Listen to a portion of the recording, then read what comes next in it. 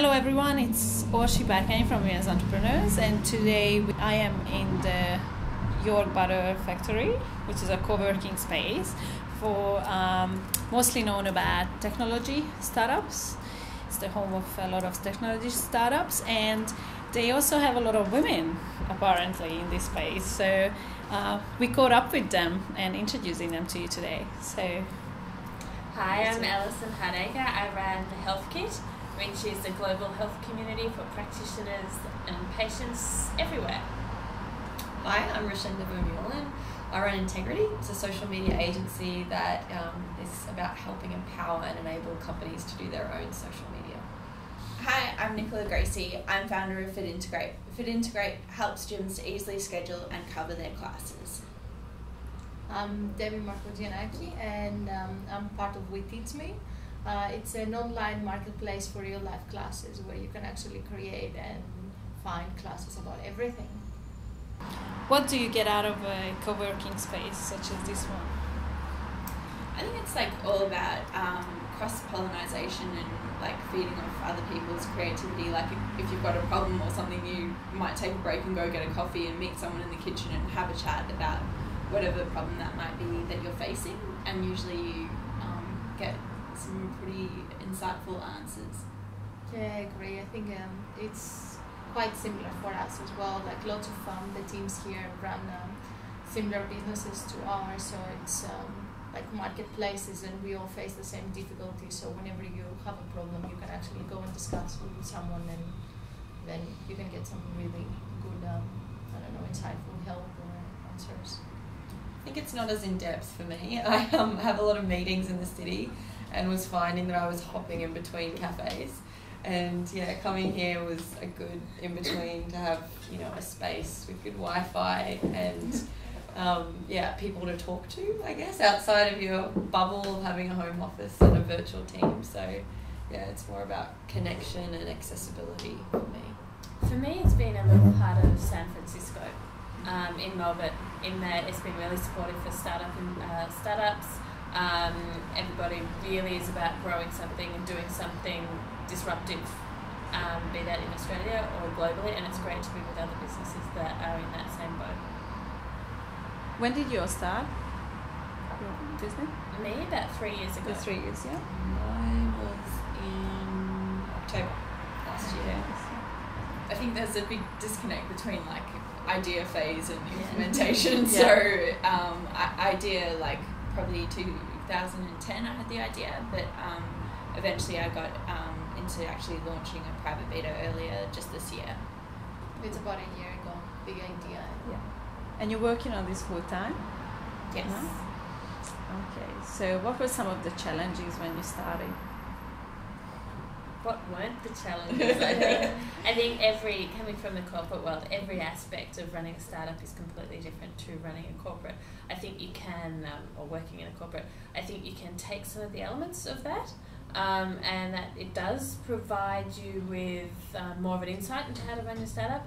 But my job at ANZ was to keep my job at ANZ, whereas here my job is actually to do something every day, and that's a completely different mindset. I think one of the challenges has been the GFC. So funding has been a little difficult to obtain, but we were lucky enough to obtain it at the end of the year last year, which is absolutely brilliant. A grant? No, we got an investor on board, Nicola Gracie, who's just amazing. And I think in health, the challenges have been around government regulation, of course, but then part of being an entrepreneur is being resilient. And working out what to do, and so part of that has been looking at how do we go global in response to Australian conditions as well. Challenges? I guess partly that you're not on a wage, so you don't get a salary.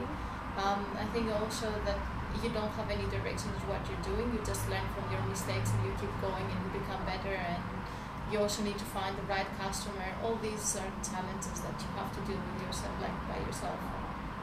There is nothing that no one can actually tell you, but it's a lot more rewarding Actually, you don't finish your work at a certain time and then go back home. You actually take the work with you. You sleep at night and you're like, oh, if I take that decision the next day, is it going to be good? Or you're just worried. Well, if it was just a full-time job in another company, you just finish at 5 o'clock and then you go for, I don't know, drinks with your friends. Well, now you keep thinking. What about you? Can you tell us about that? You have a degree in entrepreneurship. So this is something that you studied. How did that help? What were some of your challenges, and how did your degree help you? Okay. I think the degree helped to a certain point, but there's definitely a disconnect between the theory and practice. And Alison, also, you studied the MEI, or? I did one subject in the MEI, but I'd done my MBA before that. Yeah. So we both sort of studied in that area. Did it help? Did it make a difference? I think it definitely did. Like in terms of there were some subjects like opportunity evaluation and that sort of thing, which I found invaluable when it was about being able to really understand if something was viable or not in a quick time frame, and how then once you do to actually implement that. So I found subjects such as that really, really beneficial. But then some subjects like the finance ones, the lean startup methodology just isn't really introduced into those. It's more like run it like a company from day one. So there definitely was a disconnect, but I think it's all about just learning and tweaking what you can into the startup environment. I think for me, I only did one subject in the MEI, which was opportunity evaluation, and it was really, really helpful in terms of giving you that space to think about your idea, because when I did it, I had very vague notions of what the big, beautiful idea would be, and I needed that space to be able to think it through, but also a methodology to think it through, and then that ultimately was what gave me the confidence to jump into this world. How did you manage financially? How did you dare to start a company? Did you save money beforehand? So you moved back. What is your approach? Lisa. Yeah. So we actually, I think it's a matter of the team at the beginning, because in my case we actually launched the company at the back of a business card. So let's say it's like, what we had a really good developer, people that they have such a wide breadth of skills that they can actually create a team that could bring the company to life. So the developer is also an equity holder in the company. Yes, so you didn't exactly. have to pay people someone that they had, exactly. So it was each one of us had a very specific type of skill that could actually bring the company to life. So you started as a part-time? Yes. So you all had your part-time, and then we moved and then gradually full-time. Did it happen when you saw the potential, or when you already were making enough money from the company that you could leave your... No, when we saw the potential. When you saw the potential. Yeah. So after a while you just get more and more into it, and you can't work on your part-time normal work. You just keep thinking of that, so you're either going to get fired or you're just going to give it up. So financial approach? Yeah, for me it was a bit different. I was still a student at Swinburne, and I entered in one of the business plan competitions there, which is called the Swinburne Venture Cup, and ended up getting first prize, which was $10,000 in funding, which enabled me as a sole founder to be able to outsource the technology development and to sort of get that going. So I guess that's how I initially managed, and then since then I still work casually in the fitness industry, which is what my salary caters for, so it sort of goes hand in hand. I tapered from full-time to part-time, and I have a great husband as well, and we learned to live off one income, which is hard because we were both working in the charity sector, so it wasn't, but I guess if you don't have a lot of things tying you down, we don't have a large mortgage or things that we have to really, financially risk losing. You just risk losing your security, I guess, not a house, and live simply before that. Then be resourceful. Be resourceful, yeah. And you know, the old traditional, like looking at your budgets and what you're spending and what can you cut back and cut out. So does entrepreneurship teach?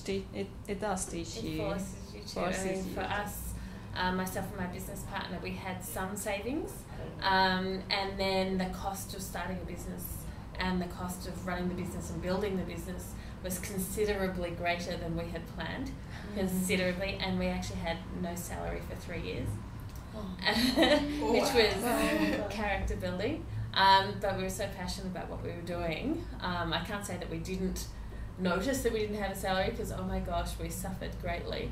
But it really showed the passion that we have for hopefully disrupting and changing the whole of the health industry on a global scale. And so this year we've had a salary which has been very nice, thank you. But I would have to say I was quite senior in my corporate job, and I used to earn a lot of money every month that I would spend every month, go out every night, and I was a bit of a fashion plate, whereas now all of that stuff doesn't matter, and it never really should have mattered. And so it is so much, my life is so much better because I'm working on something that I'm passionate about every day. You're making a difference. I'm making a difference. Actually spend time on things that matter. And okay, going out and having a very nice dinner, was great for about an hour. Yeah. But then really it doesn't actually make you happy. What makes you happy is doing something that you're passionate about. And to entrepreneurs out there, and if you have an idea, I'd say just go for it. Just go for it, because life in this side of the corporate life, not in the corporate life, is so much better.